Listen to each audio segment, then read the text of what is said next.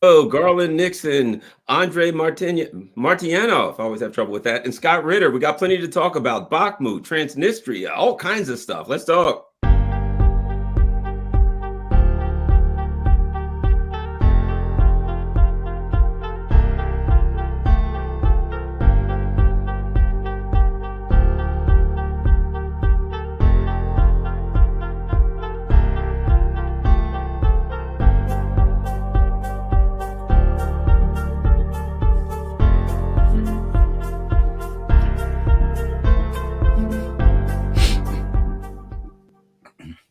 Hello, gentlemen. I really enjoy working with you guys. Whenever either one of you guys are online, I always watch your stuff and I always learn a lot. So I'm looking forward to tonight, and it's really a great night. I mean, in a horrifying and frightening way, because there's a lot going on. Let's start off with what I think is the big one, and that is Transnistria.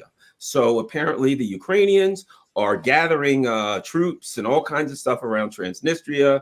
There's a huge arms depot there that's been there since the end of the Cold War, and I'm thinking a lot of that stuff probably isn't usable. But at any rate, so there seems to be a move afoot to broaden the war. Now, I'll just say this, and we'll start with Andrei. I read some stuff that basically the Russian Ministry of Defense has said, look, if they do that, we'll consider that an act of war. And my thought was, this is a special military operation. War is something totally different. And they're saying it's not going to be the same game if you do that. It broadens the war. It's a very dangerous thing to do. Let's start with you, Andrei. Your thought on what's happening with Transnistria, and will Ukraine make that move? Yeah, it's pleasure to be here with Scott and you, Garland. It's obviously a privilege, really. The issue here is that it wasn't just the defense ministry, it was also the foreign ministry. And it was stated in very clear terms that it will be considered as the attack on Russia proper. And in this case, it's good enough, I think, warning. There is around, I would say, 6,000 plus minus give and take. I never really tracked it down of Russian regular troops. And of course, there are also people of Transnistria who could be very well armed and dangerous. But I think so that Transnistria was this 800-pound gorilla in the room since since the collapse of the Soviet Union, pretty much. And everybody knew that it was to a degree vulnerable. There's very little depth there, operational depth to defend. As for this arsenal, which they talk about, I think so some of it was former army, 40th Army, actually, I believe, commanded by, at some point of time, by Mr. Levitz, late Mr. Levitz. So some of it could be pretty useful still, depending on the type of the weaponry. So, and will they do it? Possible. How probable it is? I'm talking about Ukraine. I'm not in the position now to give any assessment until we know the fact, what happens. Your thoughts, Scott? Well, I mean, I'll second the seriousness of the Russian warning. And let's talk about what that means. Well, first of that, let's talk about what Ukraine could possibly hope to accomplish here. The best thing that could happen for Ukraine is that they cause a major diversion of Russian resources to deal with this issue, and that's actually very attractive right now. If I were Ukrainian, I'd say, yeah, boss, that's this is something we probably need to do to get the Russians to shift resources away from what they're doing right now, which is basically kicking our butt, and compel them to act, because it is part of Russia, and Russia is going to be compelled to respond to this. Russia can't ignore this. So there's the plus. The minus, Ukraine will never get to fire a single shell that's in that arsenal. I mean, this will get blown in place before the Ukrainians are able to seize control of this. So this can't be done to, as a source of ammunition. So I take that off the table. Two, now I come in and say, hey, boss, let's also talk about the negatives, because the first thing that's going to happen is that you're going to die.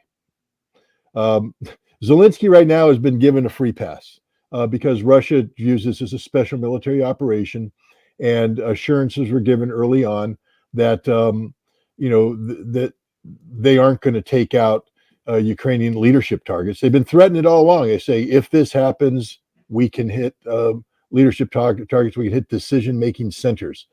If this was a war, I'm just telling you right now, the very first target of the day would have been Zelensky. The second target would have been Zaluzhny, and these would have continued to be hit until they're dead or neutralized. You take out command and control, and that hasn't been done, which is proof positive that we aren't at war.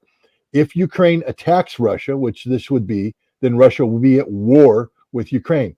And then the other thing that's going to happen, and I would tell Zelensky, is, hey, all that sort of free pass we've been given in terms of getting stuff across the border, they come in on trains and they come in on highways, and then they're able to move, from the west to the east relatively unscathed. That's over too, because now Russia's going to be at war, and they're going to take out every train line, every road line. They're going to take everything out. We will be cut off from the west.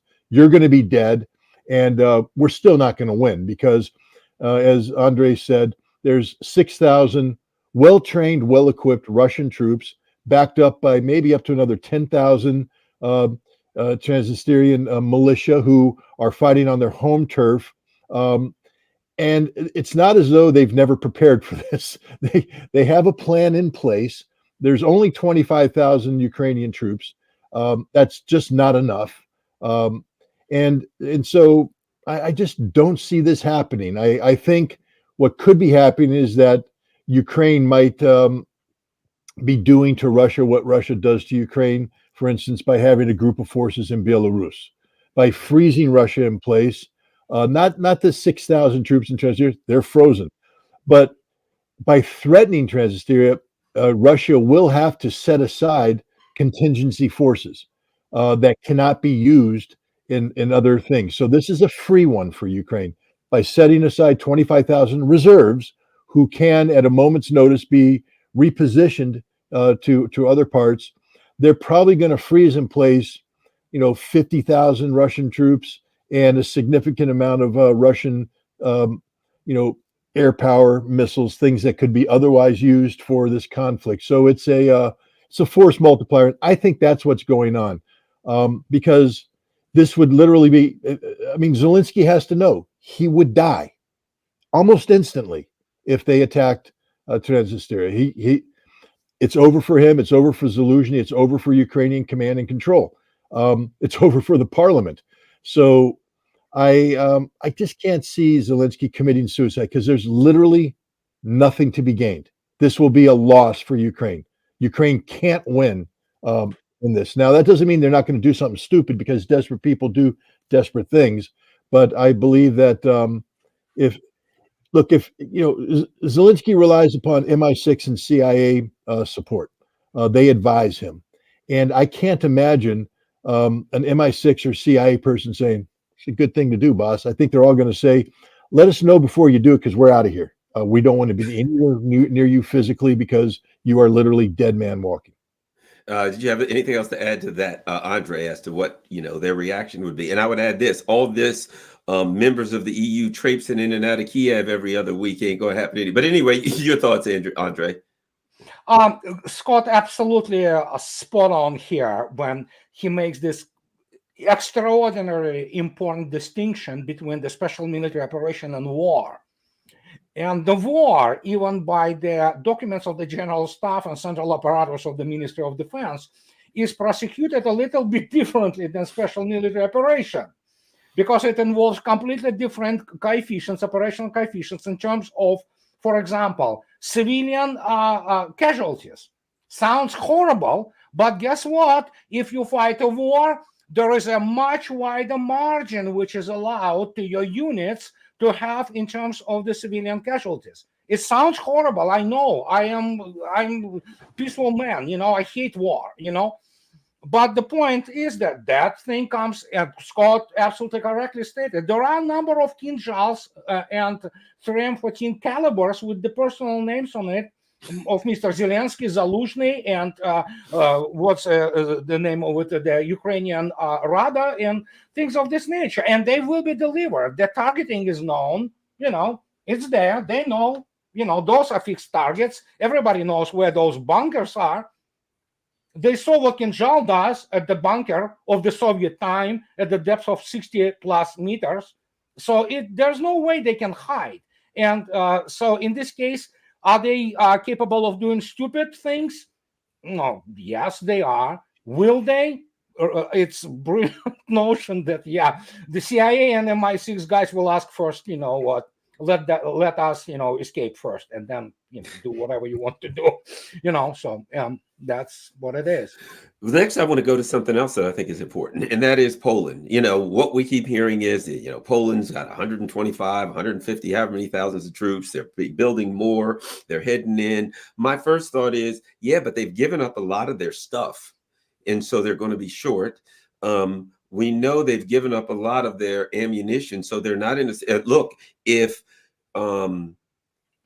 Ukraine's running out of ammo, they sure don't have ammo to give into Poland. So Poland can't get in there and fight for a long time. So they'll be out of ammo. The people who are concerned about Poland coming into storming into Western Ukraine and, making a move there. Your thoughts on that, Scott?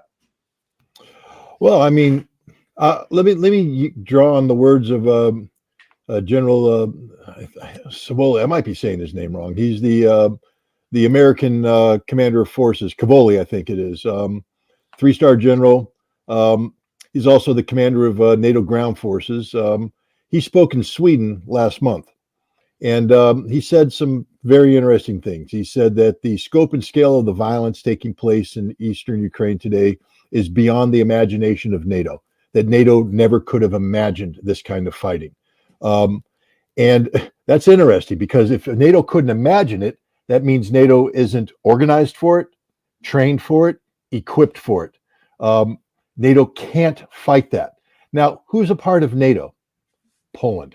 So right off the bat, if an American general is saying, hey, my American brigades aren't ready for this, they haven't imagined this. We don't have the ammunition to do this. We don't have the logistics sustainability. We don't have the operational methodology. We don't have anything to do this.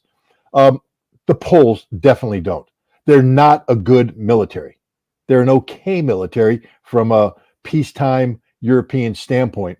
But this is not a military that can immediately transition to what's going on in eastern Ukraine. They would all die pretty soon. Now we take that and we understand that they've been transitioning their tanks over there. So a lot of their armor reserve is depleted, gone. They've been providing their artillery over there.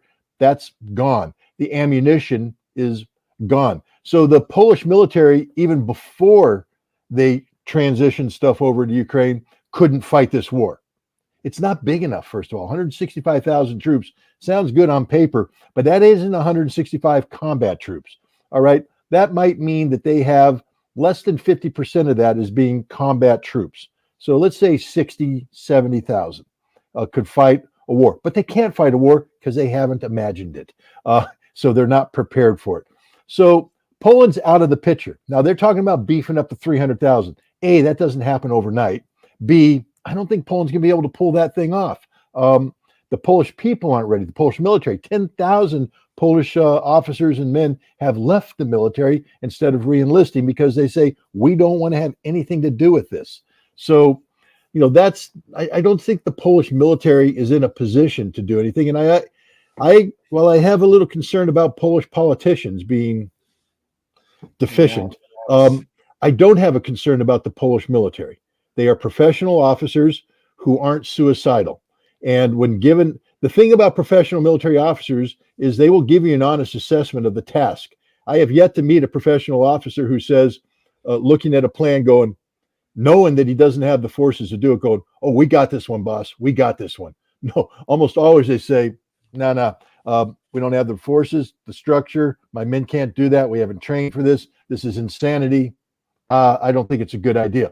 And I think there's Polish officers saying it, which is why the this conflict has become politicized with this Polish Legion now, that they're talking about taking former military people, turning them into a Polish Legion that will then be turned over to the Ukrainian Ministry of Defense. But here's where it gets tricky, because that Polish Legion may not have a Polish military component, meaning the Department of Defense is detached, but it definitely has a Polish security service standard. And this is where, or linkage, and this is where it gets tricky, because now people might think if we can get 20,000 legionnaires over there, we have them in place where we can make a move on Western Ukraine at a moment's notice.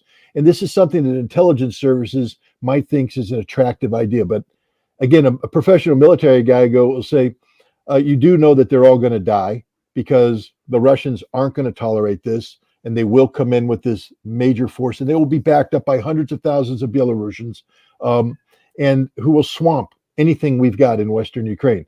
So I think the Poles right now are doing a lot of talking, but I think there's realists in the Polish military, and hopefully in the government, that realize they don't want to get tangled up in Western Ukraine.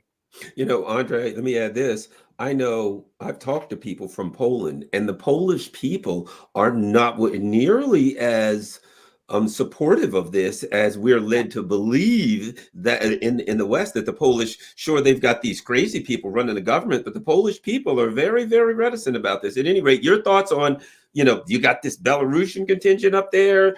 Your thoughts on Poland?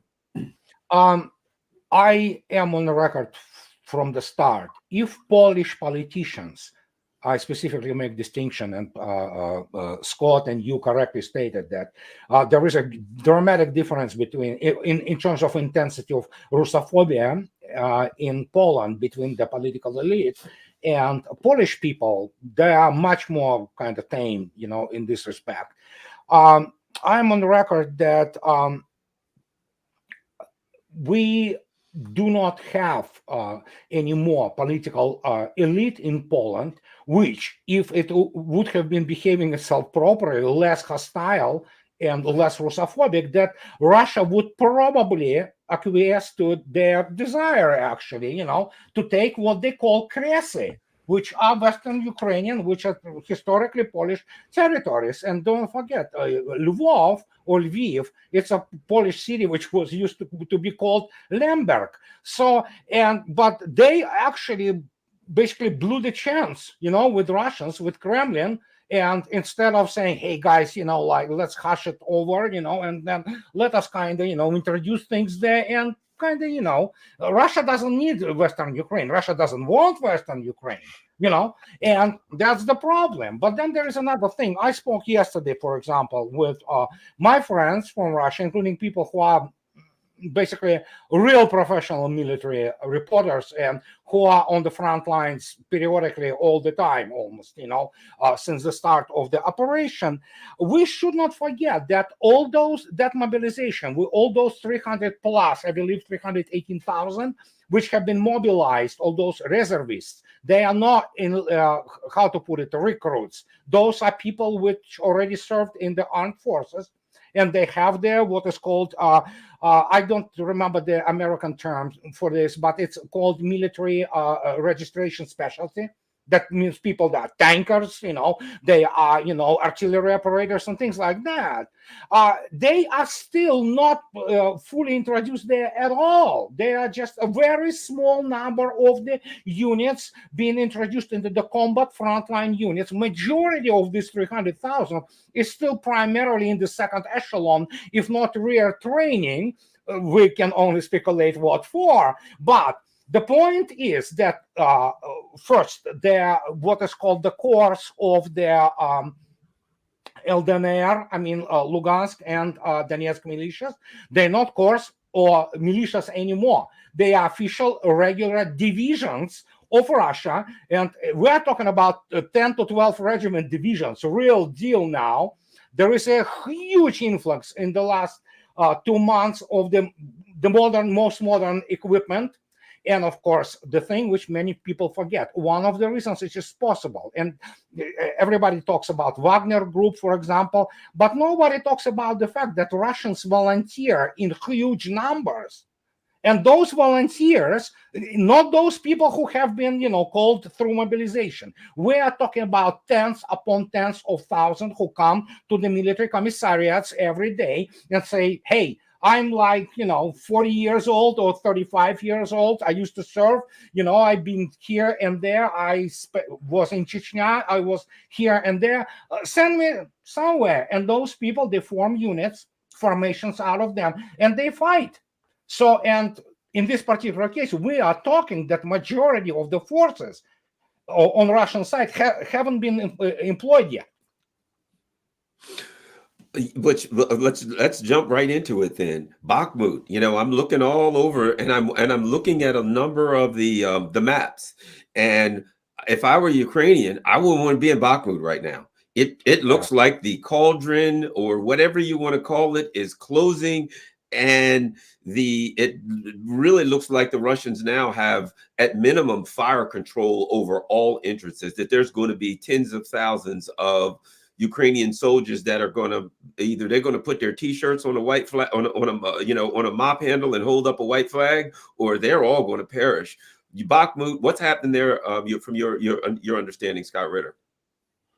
Well, I mean, when you look at the maps, there's an entity called Rybar that puts out some pretty cool looking maps.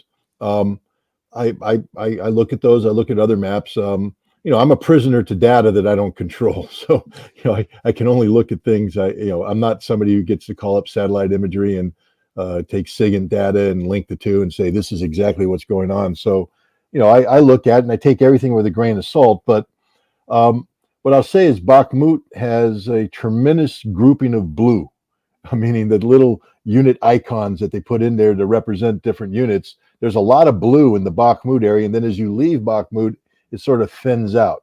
That tells me that the Ukrainians have made a decision that they're going to do. Now, Bakhmut has been part of the Bakhmut Soledar fortress that has been prepared for over 8 years for this very kind of thing. And, this is a battle that's been going on since May. It's not like Bakhmut just happened. This is an ongoing battle, and it's been a constant Russian offensive. Russia's never stopped attacking in this area, and Ukraine's never stopped defending in this area. This has been a meat grinder from day one. Prigozhin, who's not prone to exaggeration, he's a narcissist. He's I'm Mr. Wagner. I'm great, but he's been pretty honest about the fighting. And when he says that Wagner alone has killed 110,000 Ukrainians, I believe him.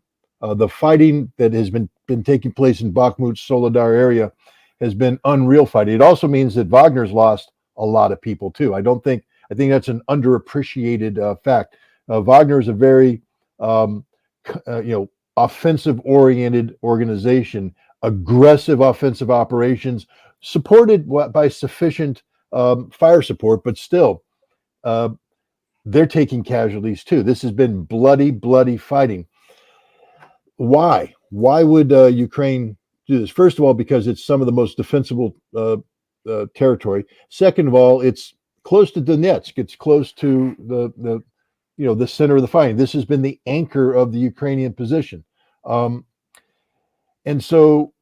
it's now taken on. At least I believe. Andrei, you can correct me if I'm wrong, because I fully admit I could be wrong on this one, because I'm a historian. So sometimes I'm readily looking for historical analogies. I am in the same position as you are. I sometimes grab something extra, but yeah, we live what we can get from. I'm calling this the Ukrainian Stalingrad. And the reason why I say that is that, like the Germans who poured resources into Stalingrad that shouldn't have been there, the city just wasn't worth it.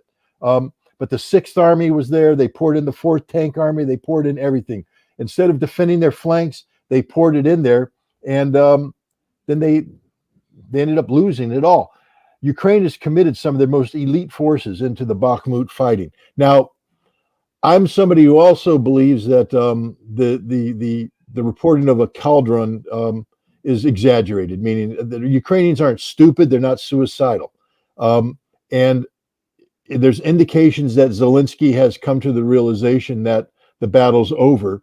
and so they're trying to mitigate their losses. So some of these units may be pulling out. So the notion that the entire Ukrainian army is going to be captured in Bakhmut, I think, is exaggerated.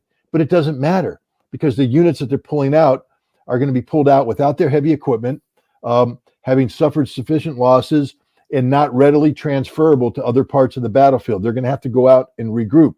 They're shell shocked. They are, defeated, and so this has the potential of being one of the more decisive battles of this whole effort. I personally believe that the Russian offensive has already begun. I agree with Andrei that the Russians haven't committed a significant, and I also agree that there are specific breakthrough units, we'll call them, which are equipped with, I don't know, that T-90 breakthrough tank, and the Terminator and other things.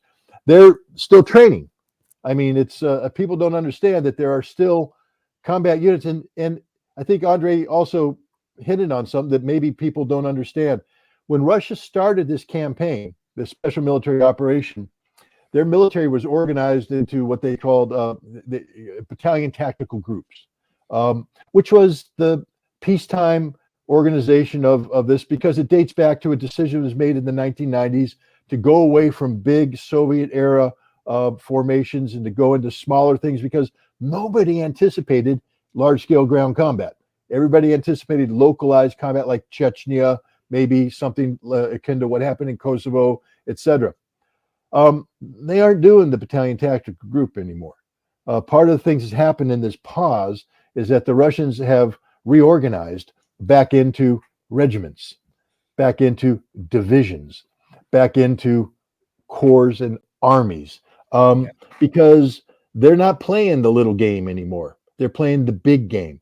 And the big game's in play, I believe. I believe that, while the focus is on Bakhmut, Bakhmut is a giant sump. That the reason why, one of the reasons why the Russians continue to do that is the Ukrainians continue to deploy forces. Yeah. So if your job is to kill Ukrainians, the business of killing Ukrainians is nowhere better than Bakhmut. Good So going. Yeah. fight, hold, bring them in.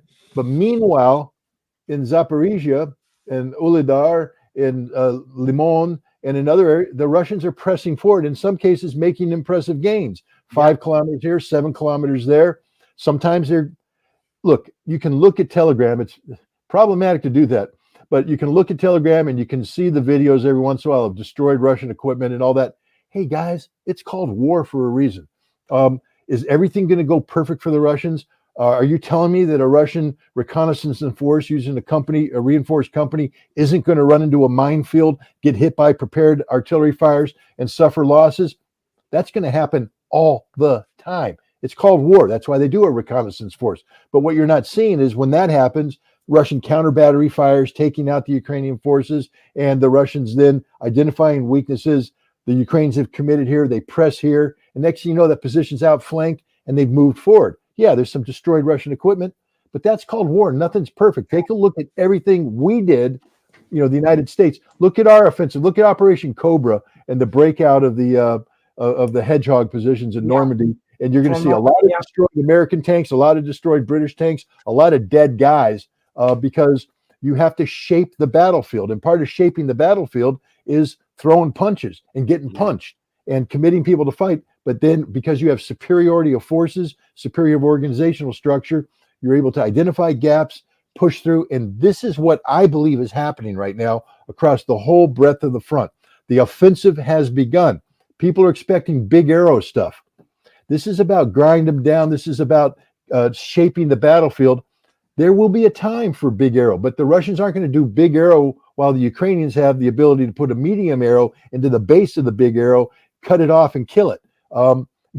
Again, study maneuver warfare in World War II. The Russians and the Germans in Kharkov in 1943, 1944, the back and forth. A lot of guys died. Russia doesn't want that. Russia is pushing for the destruction of Army Group Center.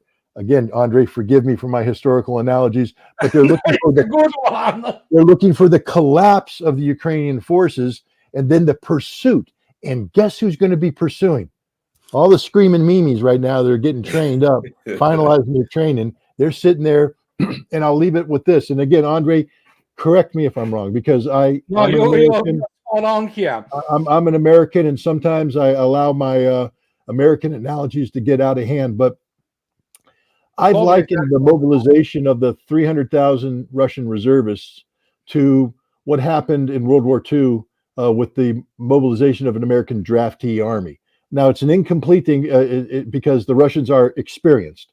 But what happened to the Americans, and again, Rick Atkinson wrote a brilliant trilogy, and he goes to the Army of Dawn, and then I forget what the middle book is called, and then the Guns Last Battle. But when you get to the second volume, you see the transition of this happy-go-lucky draftee army that didn't want to be there. If everybody thinks that World War II is about American patriotism at extreme, the vast majority of those draftees would have preferred to be home.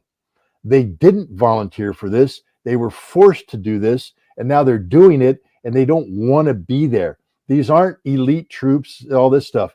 But then they get thrown into the cauldron of fire, and they quickly realize a couple things. One, that they could die, and they are dying, and that the best way to stop dying is to kill the bad guys before they kill you. And so they get hardened. Then they also realize that they're not contract soldiers.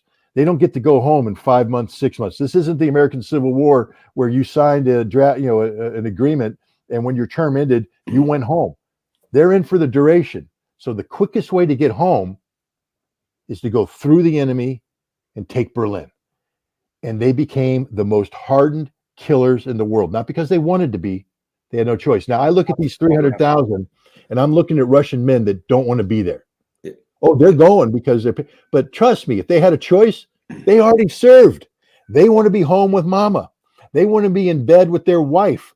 They want to be playing with their children or their grandchildren, because as Andrei said, some of these guys are getting a little long in the tooth and gray in the hair, but they're doing the job because they've been called up, and they know the only way they get to go home to mama is through the Ukrainians. So these aren't guys who are, excuse my language, half-assing it.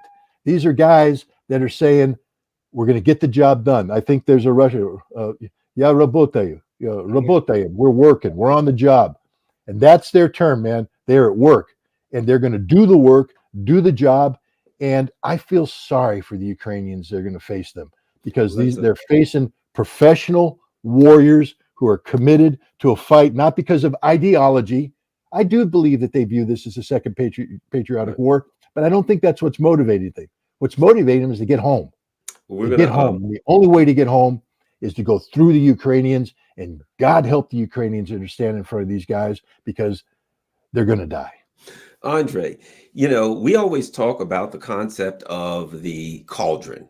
You understand that concept. You know the history of that. Talk about Bakhmut, what's going on there, your thoughts on how that fits into, as Scott was saying, the overall plan, what's going on the contact line, but start with Bakhmut. Scott made an incredibly accurate reference, actually, and it's an American one. It's about Cobra. It's a breakout from Normandy, and then, of course, organization, so to speak, of the Falaise pocket, as they called it. Amar Bradley, it wasn't Patton, it wasn't his level even of understanding all the warfare. It was truly capable and talented Mr. Amar Bradley who developed this plan. And it's actually recorded. And when the Allies started to bomb basically the sector where they had to break out, he went there. Obviously, he was went almost to the front line, because he didn't have to go immediately there. Then he comes back, he reports to Eisenhower, and he reported it was as bad as anything on the Eastern Front, so they're showing this. And of course, then we know the situation, the breakout happens, the Third Army gets unleashed, and, they trap this number of the Wehrmacht people there. Here, it's practically the same thing, but another matter that we have to tweak a little bit about this cauldron around Bakhmut, because and here comes this thing and you can quote me on that.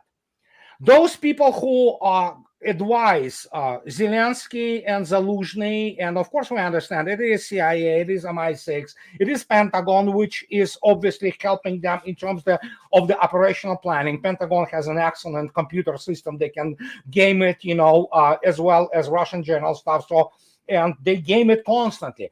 But the point is, initially they thought that they will basically bleed Russia there white, because of course there was it's Solidar, it is Solidar Bakhmut Festung, so to speak, the fortress. But of course they miscalculated, and now what happens? They gave it prematurely so much significance that now it's too late to go back, although they're already trying to say, it's not that significant, it's not really that important. But it is important. It is important politically, because obviously starting from tactical level up to operational strategic, it becomes political, because war is a political act first and foremost, But what happens in Bakhmut, the first sign that things are really bad there, yesterday Zaluzhny and Armed Forces of Ukraine, Ministry of Defense of Ukraine, comes up and says, we have about 2,500 people left in Bakhmut. Really? Okay, that means what? They are playing down immediately what is coming. And then, of course, Russian Defense Ministry and people who in the know, they say, no, it's not 2,500 there.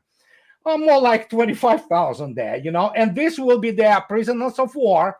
And then, of course, there are confirmed report, horrifying report. Wagner, because Wagner is the main storm group in Bakhmut area, they have now number of the special teams, because they say their corpses sometimes lay not just one way, it's just two layers basically of corpses of all over the battlefield, and they have to collect them, because obviously it's a little bit on the warm side now, and they begin to decompose, obviously. And this is the obviously issue of the hygiene, it's the issue of the infections, it's the issue of the horrible smell which is already there. So they gather them every day, hundreds upon hundreds, sometimes thousands. It's just horrifying what is going there. Literally a meat grinder. And now here's the thing. Everybody were thinking, me included, everybody.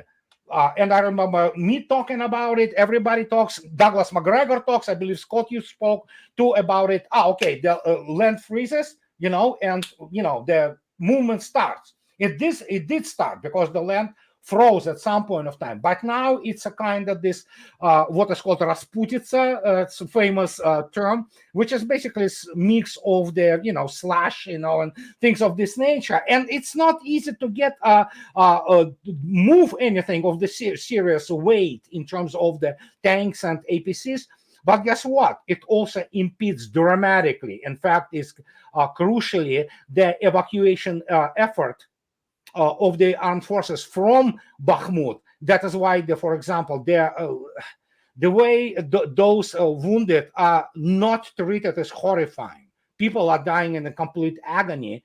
And I mean, listen, I'm not bloodthirsty, man. I understand many of those people have been forced to go there. But plus also reports that majority now of the corpses with the IDs on them, they are from the West Ukraine. Basically, Eastern Ukraine simply ran out of the mobilizational material. And you know what? They hated Russia. Many of them went volunteer to go there. And so at this stage, we're talking about the operational envelopment of Bakhmut, meaning what? The last road, which actually they can use, is controlled by fire means of Russia. And probably tomorrow, after tomorrow, I don't know, we might be talking about the tactical, envelopment when there will be physical closing, and then we'll see what happens. But as Scott correctly stated, we constantly forget that the front itself, the length of the front is more than 1,000 kilometers. People forgot I remember when a few months ago, when Russians totally deliberately left Kupiansk and Krasny Liman, Red Liman, and withdrew. Because why would you kill your 600 sober guys, which is the military police type people, heavy police, when you can withdraw from this town, which you don't need really? Now, guess what? Russia is coming back. And this, euphoria which they had at that time, that, oh my God, we took like 2,000 square kilometers. Well, guess what? They already gave them up. So it's like, what can I say? And Bakhmut is just one of those places. The whole front now in motion. And as Scott and other people correctly use this wonderful term, will we see those big arrows soon and exploitation? Possible. Very possible. How probable? I would say very probable. Fairly soon. Scott, okay, then that brings the question.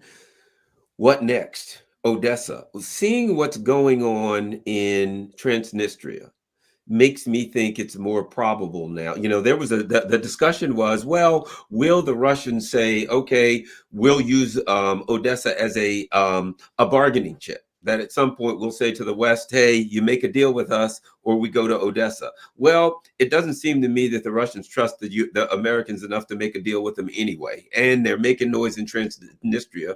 It seems to me, my thought is, at some point, I'm not going to say they're going to go blow Odessa up. I think there is certainly, a historical love for Odessa. They don't want to mess it up. And but I can see architecturally, yes. Odessa is marvel. It's yes. such a beautiful city. You just don't want to kill it. Yeah. Right. And there's the whole connection with Greece there and all of that.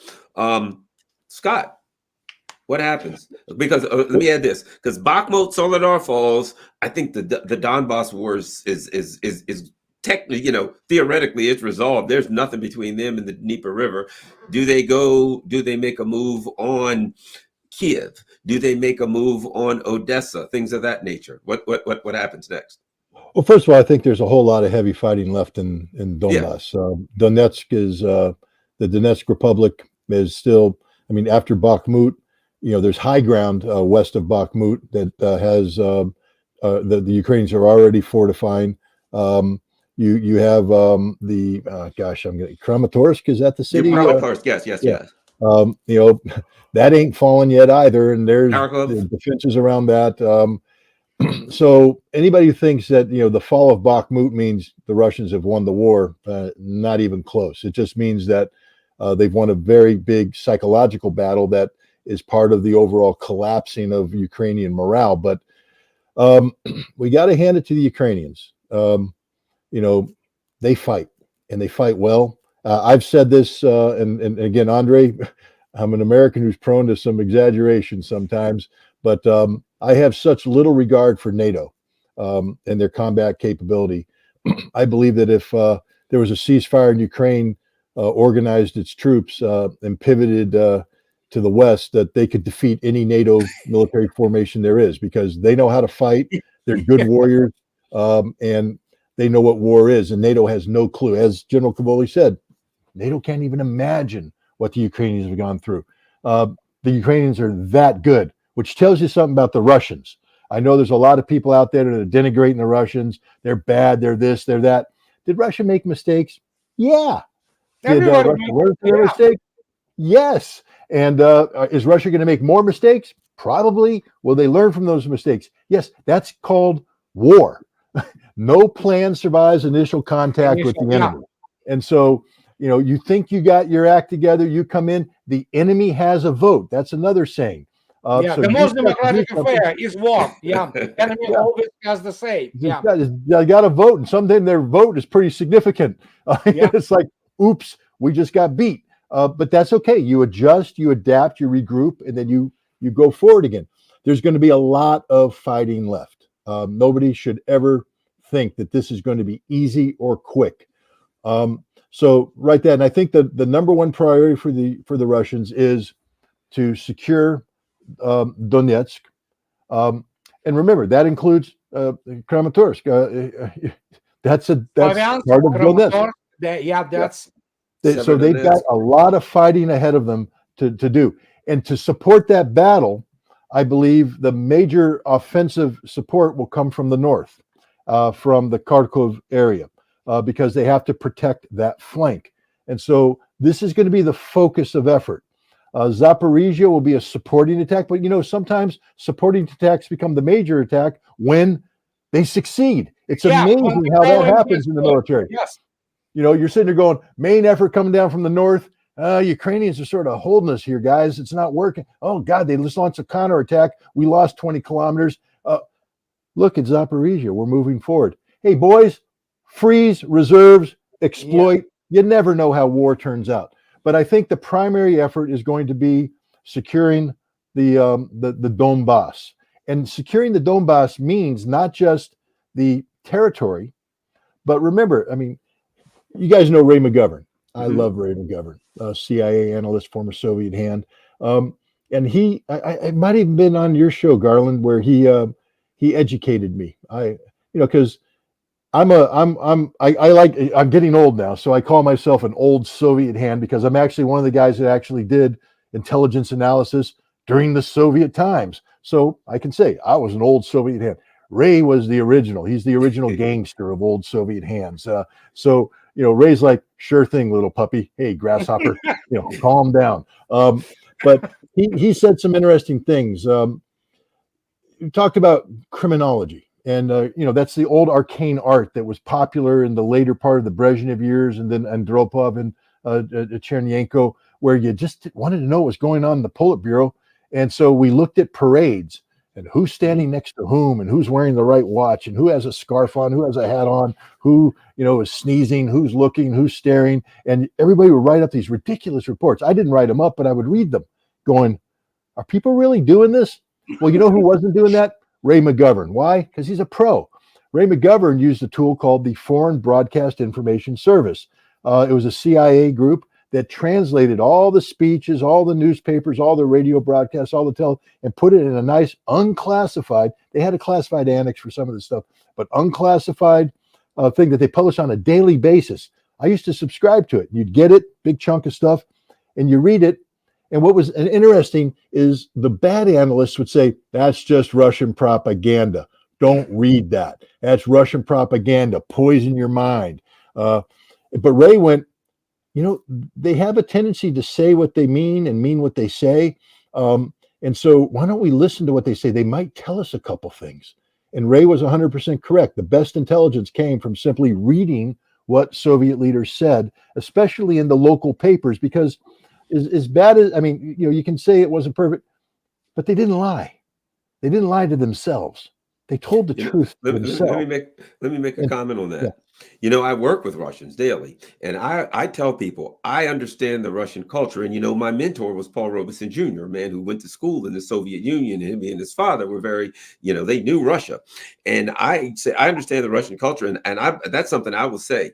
Listen to what the Russians say. They are very, very straightforward. They are very clear. And when they say X, they mean all this business about Russiagate. They're trying to, foment discord. That ain't the Russian culture. If the Russian says, if you do this, I'll punch you in the nose. If you do it, he's going to punch you in the nose. Andrei, let me just add one thing. Who's the number one Russian? Because there's a reason why I brought this up. Vladimir Putin. The number one Russian is Vladimir Putin. And Vladimir Putin just gave a speech on February 21st. And it's been discounted in the West. It's just propaganda. Propaganda, don't listen to it. It's boring. He didn't say. He said everything. Garland, you asked about Odessa. What Vladimir Putin said is, we will be compelled. He said, first of all, our number one objective in the special military operation is the restoration of the economic and social life for Novorossiya and Donbass. Number one objective. Number one objective. Everybody's like, is he going to take Odessa? Is he going to take Kharkov? Is he going to take Kiev? Putin just told you what he's doing. We're restoring the social and economic life of Novorossiya and Donbass. Novorossiya defined as Zaporizhia and Kherson. Now, but then he said something very interesting. Because of the Western armaments that have been provided, we have to push the Ukrainians back from that border to the distance dictated by the weaponry provided. That used to be the range of the M777 howitzer, 40 clicks. Then they got HIMARS. So now the Russians are going to have to push you back 85 kilometers. And now we've given them the upgraded HIMARS, the small bomb missile. That's 150 kilometers. You asked about Odessa, Garland. Here's an exercise that needs to happen. Take a map, take a compass, go to the scale, and put it down and measure the scale 150 kilometers. Now go to Kherson's border, not the one that it is, the whole Kherson, the right bank. Put the needle in the border and draw an arc of 150 kilometers and tell me what falls inside that. And the answer is everything. Odessa, Kharkov. So Vladimir Putin just told you what's going to happen. See, when I talked about the Odessa moment prior to that, it was before the provision of these long-range systems, before and I believed at that time that Russia might pause for what I called the Odessa moment, where they said, do we want to go? Do we want to give them a chance? That's done. The Odessa moment ain't going to happen because things have changed. And one of the things that have changed is that the West continues to provide weaponry that threatens the economic and social reconstitution of Novorossiya and Donbass. Number one priority. To secure that, you must push forward. Now, let me give you the last thing, and Andrei, I'll turn it over to you. If Russia takes Odessa, they're never giving it back. If Russia takes Odessa, they're going all the way to Transnistria. They're cutting off the Black Sea coast. That's a land bridge, yes. This is going to happen because Russia's already said, we're taking Odessa. If they take Kharkov, they may have to take Sumy. And if they take Kharkov, they're never giving it back. And if they take Sumy, they're never giving it back. I don't know what the future is going to be for Dnipropetrovsk, but I would imagine that it might too become a Russian city, because when you take that compass and you put the needle on the border and you draw the 150 kilometer circle, that falls into it too. Ukraine and NATO literally slit the throat of Ukraine. They've killed themselves. They've self-immolated. They've committed suicide.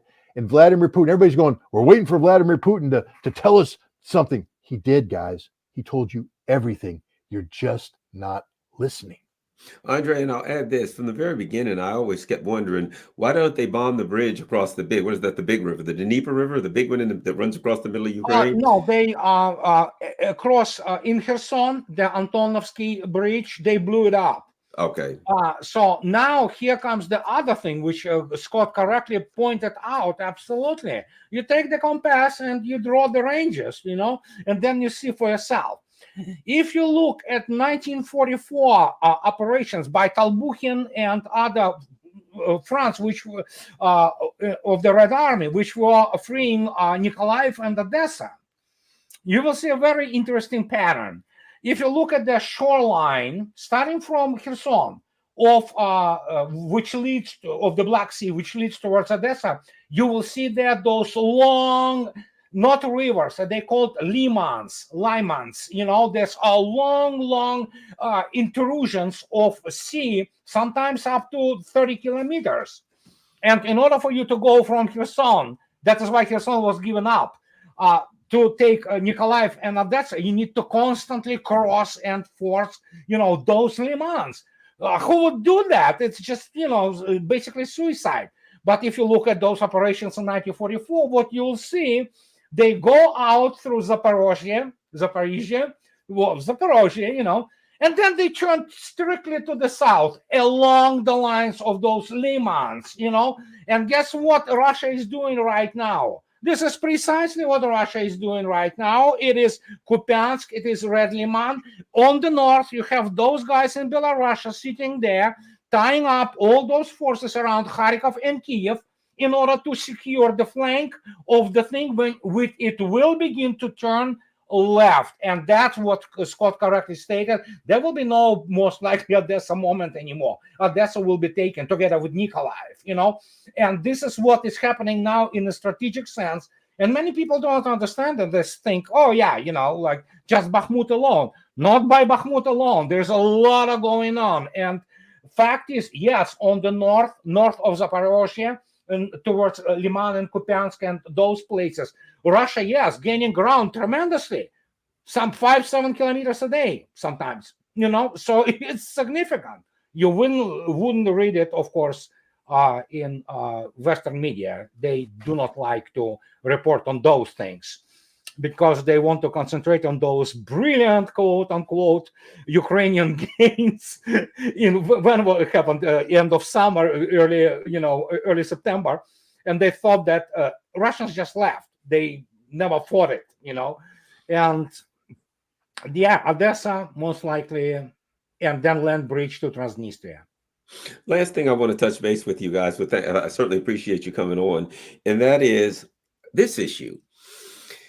One of the discussions now is certainly there's China, there's Russia, and there's an issue of naval warfare. Mm-hmm. And the U.S. certainly for years has, we've got a blue water navy. We've got this navy that can certainly a very, very powerful submarine force, but they project their force, I would argue, mainly through these aircraft carrier groups. Yeah.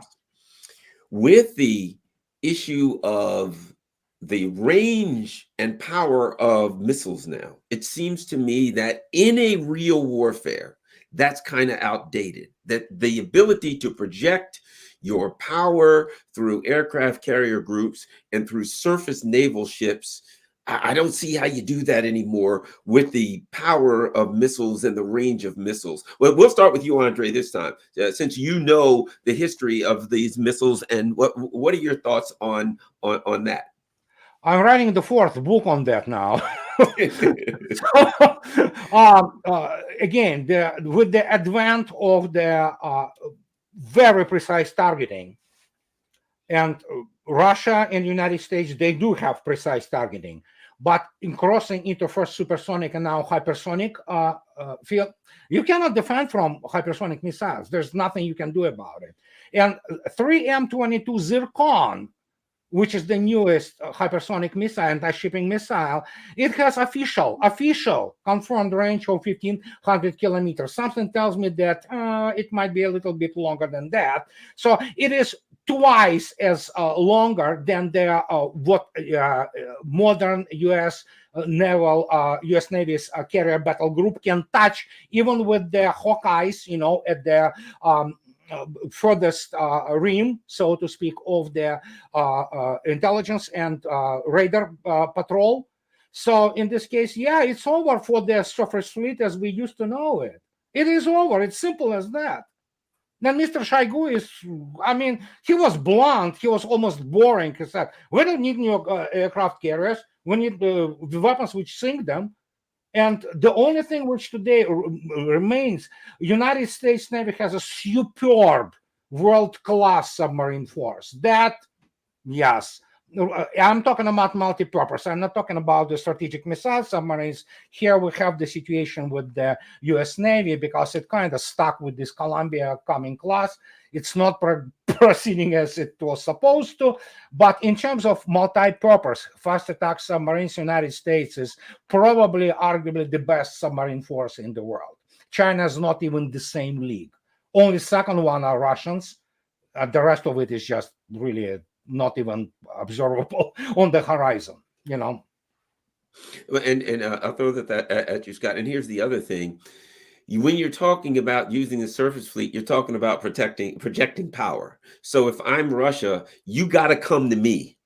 You have to come if you want to attack me. If that's the problem with projecting power, even with China, the U.S. has some advantages, certainly, but they got to go 6,000 miles across the ocean. They got to go to China. Anytime you're attacking somebody and they're waiting for you, they have significant, they're firing from their airspace. They're firing from their airfields. You know what I mean? The issue of a surface fleet in modern missile warfare, and I'll even say this, taking into account the fact that in a peer-to-peer exercise, there's a good possibility that there's anti-satellite missiles used and that you may get your satellites may get blinded. But at any rate, currently, your thoughts on that surface fleet with current missile technology? Well, again, I'll defer to Andrei on the Navy stuff because I think his background is on a ship. I was a Marine.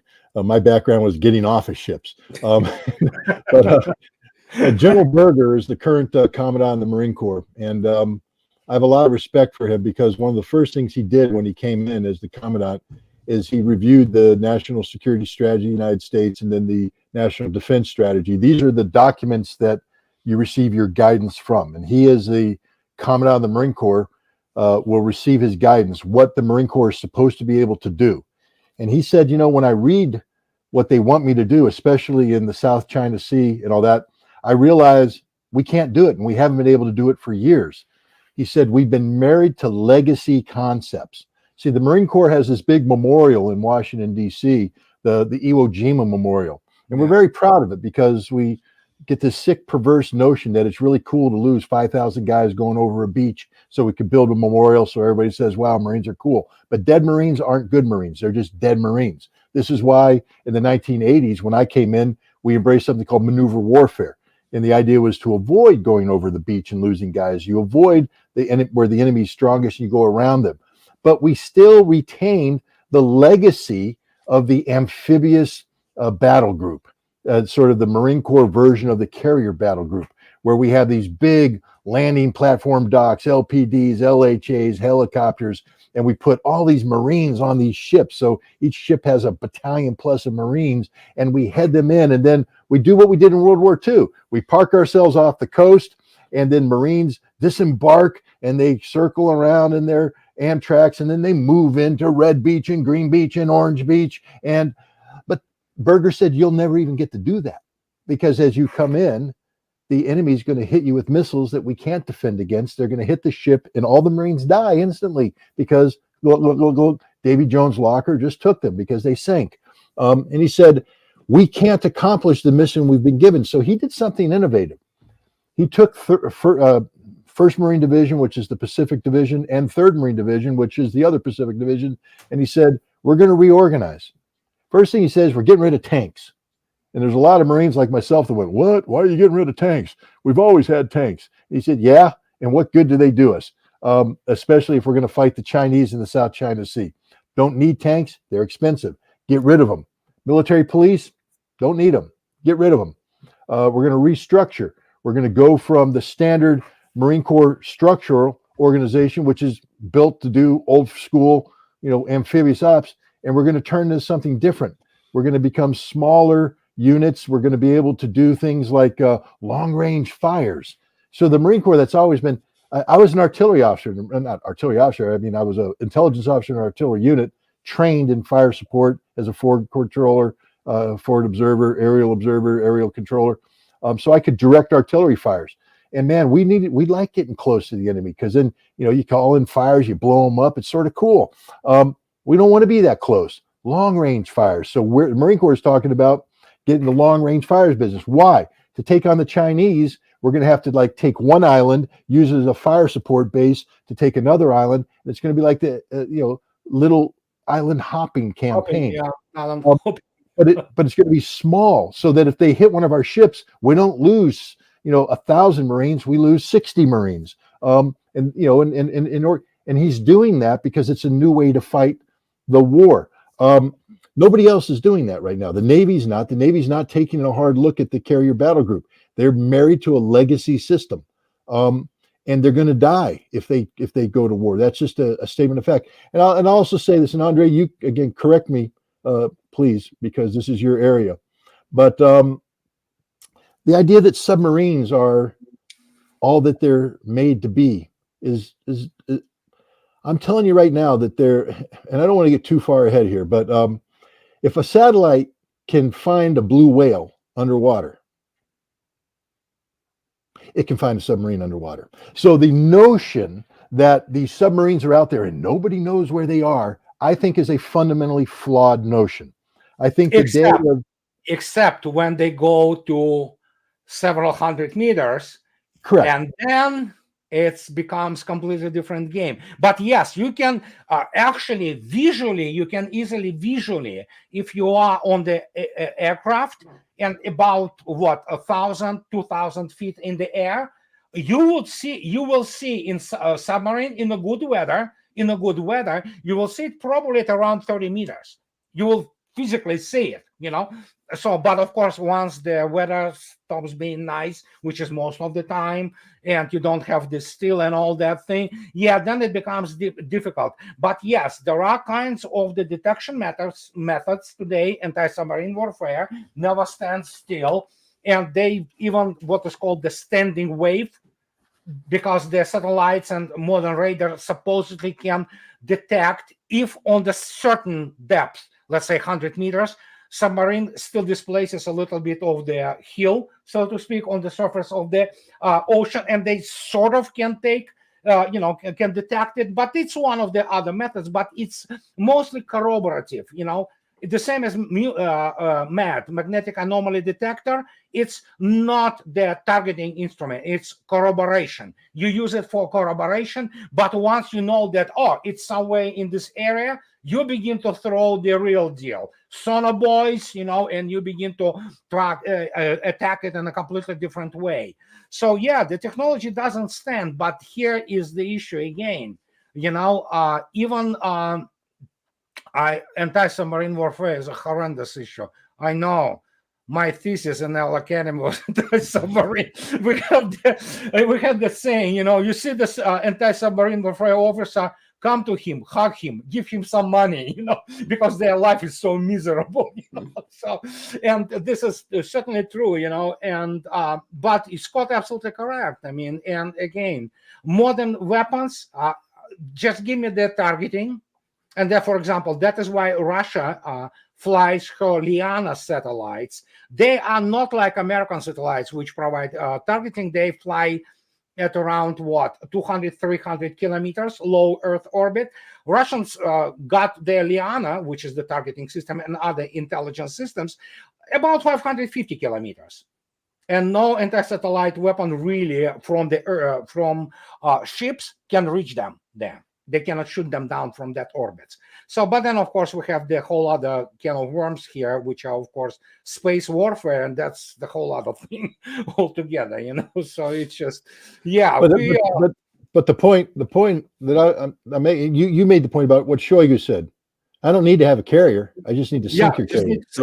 And the Chinese don't need to match our submarine fleet. They just need to sink our submarine fleet. Well, Chinese have issues with their submarine fleet, and the best anti-submarine warfare asset, guess what? It's another submarine.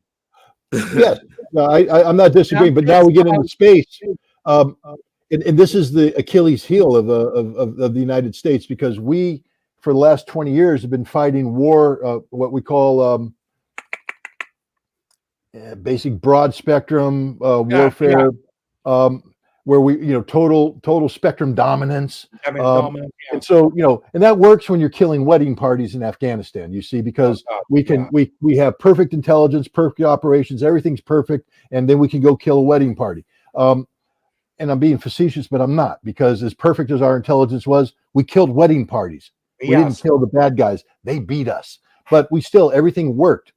Well, you know what's not going to work? Right now, Ukraine has this artificial sense of accomplishment because they have perfect NATO intelligence, perfect American operational planning, perfect logistics, perfect communications, and all of this is happening. And so it's a force multiplier. So they can take their artillery, which is insufficient numerically, but they can make it appear to be better than it really is, because they're getting great intelligence support, great targeting support, etc. They're still not winning, but it makes them feel bigger. Yeah. If this was a war, and remember we talked about that right at the beginning, the difference between a special military operation and a war. If this was a war, all those satellites shut down. None of that communication takes place. None of that targeting takes place. Nothing takes place. They go dumb. And this applies for everything the United States does, from the ground to submarines, to aircraft carriers, to airplanes. We need perfect intelligence, perfect communication, and we're not going to have that. And in a real war, And whereas the Russians actually, while they have good capabilities, the Russians are capable of operating in an imperfect environment. In fact, they train to operate in an imperfect environment. They don't require total spectrum dominance. They just required one boot to go in front of the other boot with an AK and M in their hand, and a tank that's going to turn on when you say turn on, and They use radios. They use old-fashioned tools. They draw lines on maps because that's what war is going to be in the future. In modern warfare, you're not going to have guys with laptops doing this that require a satellite link because there won't be a satellite to link you. Andrei, if you don't mind, one other thing I'd like to ask you, and that is about anti-aircraft, the anti-aircraft networking issue. The U.S. has operated in, the so-called war on terror, and where their aircraft flew, really unopposed. They may have some, a handheld stuff here and there, but for the most part, they weren't facing a sophisticated network of anti-aircraft opposition. There's this talk, we're going to send F-16s, which last time I checked, they were brought into service in 76. Not saying they haven't been upgraded, but we're not talking about a brand new airplane. But at any rate, but again, even if they brought them in, whatever the case, or if there were that competition between NATO and the U.S., the NATO and U.S. pilots, not just them, no one in this world has faced the kind of sophisticated anti-aircraft network that Russia has put together. Your thoughts on that anti-aircraft network and what we're talking about here? Or on record for years, any air force in the world, the most sophisticated, the most stealthy, the most numerous, like Mr. Ashmanik from RAND, he is a specialist in the air operations day in RAND. In 2017, he said, we need, some kind of 62 air wings to beat Russia in Ukraine. In 2019, he changed the tune and said, we won't be able to lift half of those airplanes because they will be, annihilated on their runways. But then, of course, you go in, and Russian air defense have been always in modern times. We're talking about 70s and 60s and 70s. It was always networked.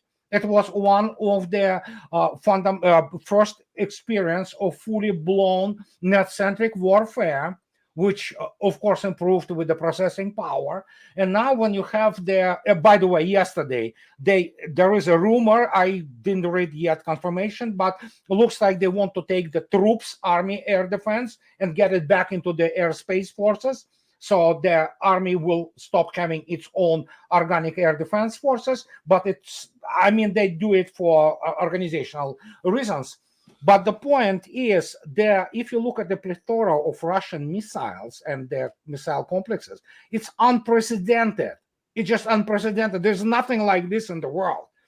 I'll give you a hint, and this was from, I believe, 4 years ago, I think. I could be maybe even earlier. In the first air defense missile salvo, Russia at that time had 6,000 missiles.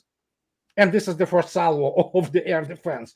Not to speak about the over the horizon, long wave, short wave, middle wave, integrated sensor fused radar and optronic field. So yeah, you cannot get in there. You will be killed, basically. The only way you can do it is to stick something, and fly it over the, what's the name of it? The forest tops, forest top, maybe. And then again, granted that there will be no MiG-31BM in the area and no A-50, AVAX plane. And if they are somewhere near, then you're screwed. You're still not going to do it that well. And the first indication was famous Trump salvo of Tomahawks, FLAMs on Syria. Those guys shot down 79 missiles out of 103 using only S-1 Panzer and good old Buk M1. It's a shocker. That's when it was a shocker. Right now, the performance of the air defense, Russian air defense, it's just mind-boggling. And that is why they want, they could give it ATACMS, and there will be a couple of leakers. Obviously, you cannot shoot down 100%. But the effectiveness is astonishing. It's just mind-boggling. There's nothing like this ever. If you look at Antonovsky Bridge, which was constantly, day in, day out, non-stop barrages of the HIMARS, it stood. It had like 1 or 2 HIMARS hit it once in a while, but guess what? They never destroyed it. Russians blew it up when they were basically leaving, because the air defense was just shooting damn thing down. And now there is another this absolutely astonishing thing. You can look it up on the YouTube. It is there. You have Panzer, which is kind of, Panzer shoots down those HIMARS. And those are essentially, it's extremely high speed targets. And when you look at this, just, oh my gosh. That is why usually they're for pilots and the aircraft of armed forces of Ukraine, their their longevity, so to speak, they stay alive and not shut down probably first sortie. The first sortie, they get shut down and that's it, And that's how effective it is.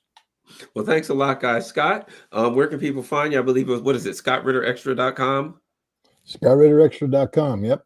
And at Real Scott Ritter on Twitter, right? On Twitter, yeah. I've been told I have to tone it down. Garland Nixon has set a very high standard, so I have to be careful. Yeah, my gosh, that's crazy. My Twitter story here. I don't even know what to say about that. Yeah, oh gosh, I laughed so hard today. Oh my God, you called and I was like, oh my God, can't believe that. But shows how jumpy they are actually. Oh my God. Yes. Well, I'll say this because most of the people here know my story. I think what I really believe my whole international issue with Twitter was, a big part of it was about Nord Stream.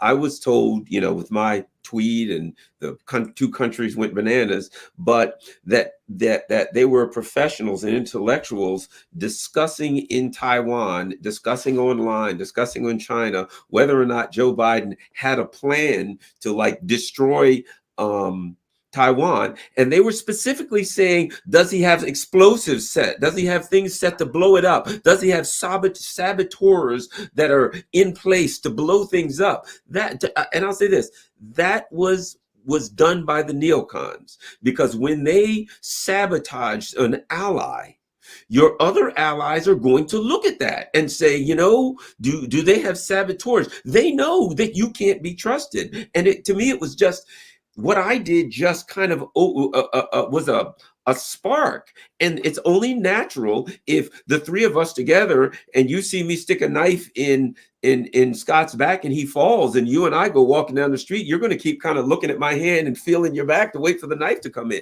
And I think that's the result, Andrei. Yeah, that's exactly what happened. But it still has to be funny nonetheless, It's so. Well, all right. And you are, Andrei also has a great YouTube channel. I never miss anything on there. I watch it, a lot of great stuff. What's your YouTube channel, Andrei? Gosh, Smoothie X12. And do you still maintain your blog, your blog? Oh yeah, my blog, I practically update it every day. And what is the name? Where can they find your blog online? It's called The Reminiscence of the Future. At SmoothieX12 at blogspot.com. There we go. This good old stupid moniker stuck to me for now 15 years, and I have even it's just Smoothie X12. That's where you find it. Thanks a lot, guys, and thank you, everyone. Thank you, guys. All right. Pleasure. All right. I'm gonna see if I can figure out how to get you guys out of here. All right. Thanks a lot, guys. I will talk to you soon. Oops. Here my well, that was a lot of fun, and please do me a favor, share this with all of your share this on all your social media platforms. Make sure everyone hits the big like button. We got 3,183 people. That means we have to have 3,183 likes. If you can help the channel out, there's lots of stuff scrolling across. We've got patreon.com. If you can become a Patreon, that'd be great. We've got of course Cash App, and to follow me on Telegram and PayPal. In any way you can help the channel is appreciated, certainly. And don't forget Rockfin, ROKFIN, rockfin.com. Make sure you join me on Rockfin, so that if they toss me off of YouTube, you can still have a way to find me. Thanks a lot, everyone. Have a wonderful evening. I had a great time. I thought everybody would really enjoy that. I'm going to look at getting those guys back again sometime. Have a great evening.